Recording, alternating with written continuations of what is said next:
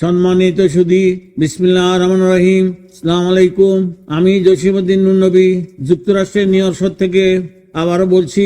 আজকে দিন তারিখ হচ্ছে June 23rd, 2025. This is Monday night at 10 p.m. This is my very special statement for our country and for social and economics and politics. আমি ঢাকা বিশ্ববিদ্যালয়ের একজন প্রাক্তন ছাত্র এবং যুক্তরাষ্ট্রে ঢাকা বিশ্ববিদ্যালয় অ্যালুমনাই অ্যাসোসিয়েশনের সভাপতি এবং একজন মুক্তিযোদ্ধা। আমার বিবেকের তাড়নায় আজকে আমি বলতে চাচ্ছি যে বর্তমানে আমাদের দেশে যে ক্রান্তিকাল যাচ্ছে বা একটা ট্রানজিশন পিরিয়ড যাচ্ছে, সে বিষয়ে আমি আমার কনসার্ন যে আমার বিবেকে নাড়া দিচ্ছে, তাই আমি কিছু বলবো। সম্মানিত সুধীগণ, আপনারা জানেন বর্তমানে আমাদের দেশে রাজনৈতিক একটা টানাপোড়েন চলছে। কিছুদিন আগে 2024 জুলাই ফ্যাসিস্ট শেখ হাসিনাকে যখন ছাত্র জনতা মিলে আমাদের দেশ থেকে তাড়িয়ে দিয়েছিল, তারপরে ছাত্ররাই আমাদের প্রধান উপদেষ্টা ডক্টর ইউনূসকে বিদেশ থেকে ডেকে নিয়ে এসে দায়িত্বভার গ্রহণ করেন। উনি একজন আন্তর্জাতিকভাবে খ্যাতিসম্পন্ন ব্যক্তি এবং উনি অরিজিনালি একজন শিক্ষক প্রফেসর ছিলেন এবং উনি বিভিন্ন বিষয়ে বর্তমানে ভিজিটিং প্রফেসর হিসেবে উনি বক্তব্য দিয়ে থাকেন। তাই আজকে আমি বলতে চাচ্ছি যে আমাদের বর্তমান যে ক্যাবিনেট আছে ডক্টর ইউনূস সাহেবের নেতৃত্বে, আমি মনে করি এটা সুন্দর সাবলীল ক্যাবিনেট। এই ক্যাবিনেট যত 10 বছরে আমাদেরকে যা দিতে পেরেছে, আমার মনে হয় না শেখ হাসিনা 17 বছরে তা দিতে পারছে। তাই আমি বলবো, দেখেন বিএনপি যে নেতৃবৃন্দ আছে সেই নেতৃবৃন্দের বিষয়ে আমি একটু বলবো। আমার ফিলিংস সেটা ব্যতিক্রম হইতে পারে। আমি বলছি, দেখেন আমাদের বিএনপির প্রধান যিনি খালেদা জিয়া, তিনি তো আসলে ব্যক্তিগতভাবে খুবই অসুস্থ।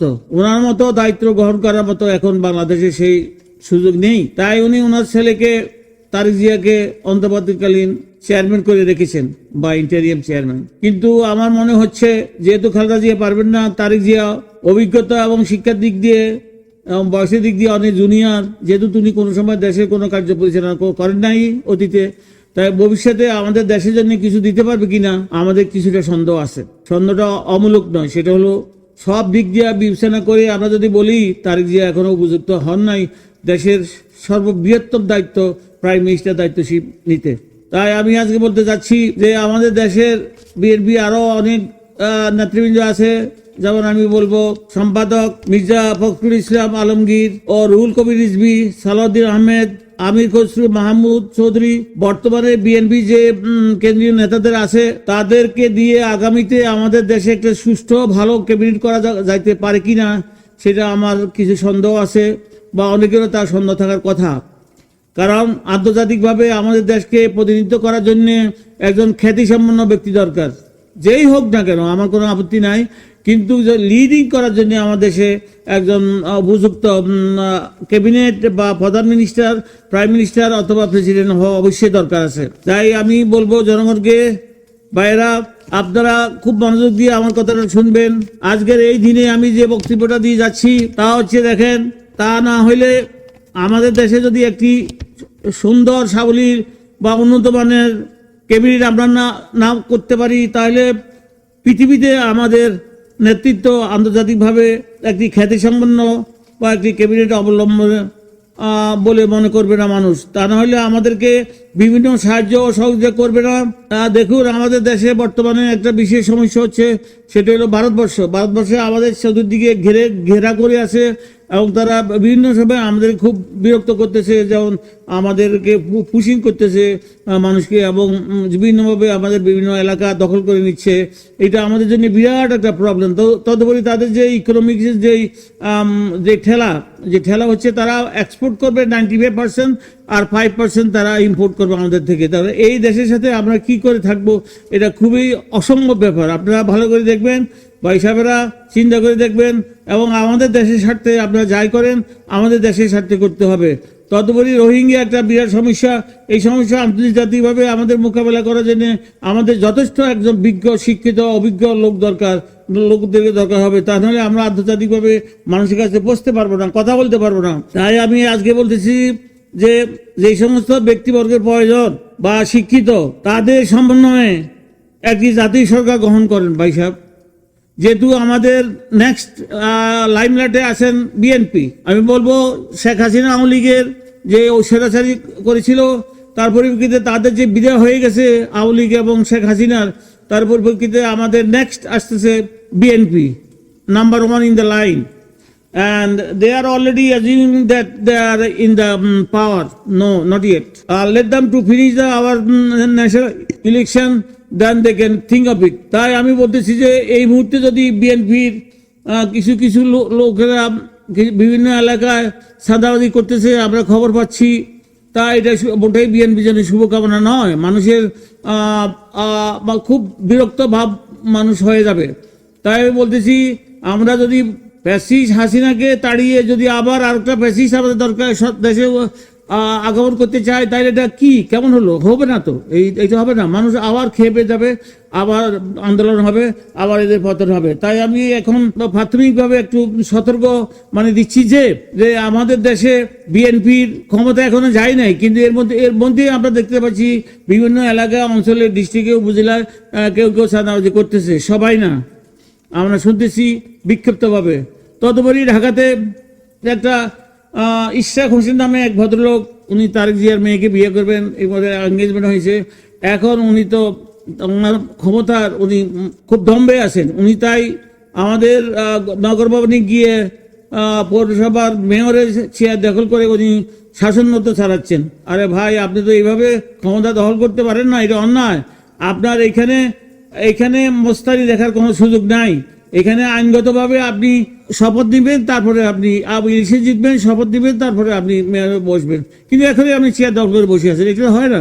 আপনার জন্মটা হইলো আপনি তারেক জিয়ার মেয়ের সাথে বিয়ে হবে, আপনার এই ব্যাপারে এঙ্গেজমেন্ট হয়েছে, তাই আপনি এই ব্যাপারে এখন মহাকাশে ঘুরতেছেন। এটা মোটেও অন্যায়। আপনার যে পপুলারিটি, আপনার বাপের যে পপুলারিটি ছিল মুক্তিযোদ্ধা হিসাবে, সাদেক হোসেন খোকারকে সবাই চিনেন, কিন্তু আপনি আপনার বাপকে বেইজ্জতি করবেন না এবং বিএনপিকে আপনার হ্যাস্তন্যস্ত করবেন না। ভাই, আপনাকে অনুরোধ জানাচ্ছি, যদিও আপনার বয়স অনেক ছোট, তাই আপনাকে অনুরোধ জানাচ্ছি। তদুপরি আমার আজকে বিশেষ কথা হলো, দেখেন, আন্তর্জাতিকভাবে আমরা ভারতবর্ষ এবং বার্মাকে আমাদের প্রতিদ্বন্দ্বী হিসাবে গ্রহণ করতেই হবে, কারণ তারা আমাদের চারিদিকে ঘেরাও করে আমাদেরকে খুব অত্যাচার করতেছে, আমাদের ইকোনমি ধ্বংস করতেছে। তাই আমি বলবো, বিএনপির ভাই সাহেবরা, আপনারা একটা ভালো ক্যাবিনেট গঠন করুন, নির্বাচনের মাধ্যমে হোক, আলোচনার মাধ্যমে। দেশের ক্রান্তি লগ্নে অনেক সময় মানুষ ইমার্জেন্সি ডিক্লেয়ার করে, নিজে ডিক্লেয়ার দিয়ে তারপর দেশের শাসন গ্রহণ করে। এখন আমাদের দেশের যে অবস্থা, হাসিনা যে রেখে গেছে ফ্যাসিজম লোকেরা এখনো বিভিন্ন স্থানে অবস্থান করতেছে। ইভেন কি সেক্রেটারিতে অনেক সচিব এবং বিভিন্ন এলাকায় নেতাবৃন্দ এবং এমপিগণ আছেন, তারা ভিতরে ভিতরে আমাদের দেশে ক্ষতিগ্রস্ত করার চেষ্টা করতেছে, অ্যাকচুয়ালি তারা প্রতিশোধ নেওয়ার চেষ্টা করতেছে। তাই আমি বলবো, it is a very much transition in our country and that makes very much restrictions to our economy and social structure and political structure. So I must request my countrymen, brother, sister, আপনারা সবাই জানেন, আমাদের দেশকে বাঁচাইতে হলে আমাদেরকে এগিয়ে আসতে হবে। যেভাবে আমরা 1971 সালে মুক্তিযুদ্ধ করে পাকিস্তানকে আমরা হটিয়েছিলাম, তাই এখনো আমাদের দেশে একটি কার্নিলং যাচ্ছে। আমি আগে বলেছি, সেটা হলো ভারতবর্ষ এবং বার্মা, এই দুইটা কান্ট্রি আমাদের জন্য খুব ভয়ানক।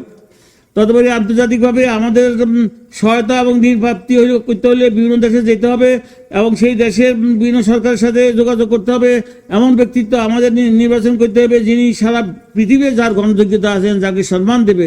তাই আমি অনুরোধ করবো, ভাই সাহেব, আপনারা প্রয়োজন বোধে দেশের স্বার্থতা উঠবে ধরবেন, তারপরে পার্টির স্বার্থতা একটু নিচে ধরবেন।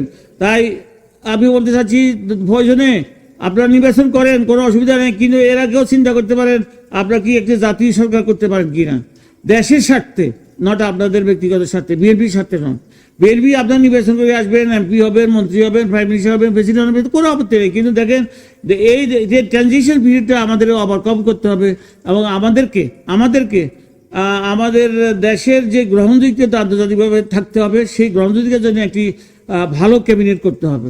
আমি মনে করতেছি যে বিএনপির যে অনেক নেতা আছেন এখন, তারা যোগ্য, কিন্তু সবাই তো আর কম্পিটেন্ট না, কিন্তু আছে, দেশ চালাইতে পারবে। কিন্তু আন্তর্জাতিকভাবে আমাদের আর একটু মোর অ্যাকসেপ্টেবল অনারেবল অ্যাকসেপ্টেবল করতে হবে, যেমন সারা পৃথিবীতে ইউরোপ এবং আমেরিকা এবং যুক্তরাষ্ট্র এবং ইভেন কি এশিয়ান কান্ট্রিজ। সো ভাই সাহেব, আমি আপনাদেরকে অনুরোধ জানাবো, আপনারা একটু সতর্ক হন, সাবধান হন এবং আপনাদের ভোটগুলা ওইভাবে গ্রহণ করুন। এবং বর্তমানে বিএনপি যে লিডিং পার্টি আছে তাদেরকে একটু বুঝান, তারা যেন দেশের স্বার্থে, দলীয় স্বার্থের উপরে উঠে গিয়ে তারা যেন আমাদের দেশের একটু সাহায্য করুন। তারা চিরজীবন মানুষের হৃদয়ে আঁকড়ে থাকবেন, স্মৃতিতে থাকবেন এবং তাদেরকে কেউ ঘৃণা করবে না। এখন যেভাবে আওয়ামী লীগকে ঘৃণা করতেছে, হাসিনাকে ঘৃণা করতেছে, শেখ মুজিবকে ঘৃণা করতেছে, শেখ কামালকে, সবাইকে ঘৃণা করতেছে মানুষ, কারণ ওই ফ্যামিলিটা আমাদের দেশে অনেক ক্ষতি করে গেছে গণতান্ত্রিক প্রক্রিয়াকে। তাই আমি আজকে আমার এই টাইমে, এই দিনে আমি আমার বক্তব্য শেষ করছি। আপনারা সবাই ভালো থাকেন, সুখে থাকেন, শান্তিতে থাকেন। বাংলাদেশ সুখী ও সমৃদ্ধ হোক, সবার দোয়া চাই। আসসালামু আলাইকুম রহমতুল্লাহ বারাকাতুহু।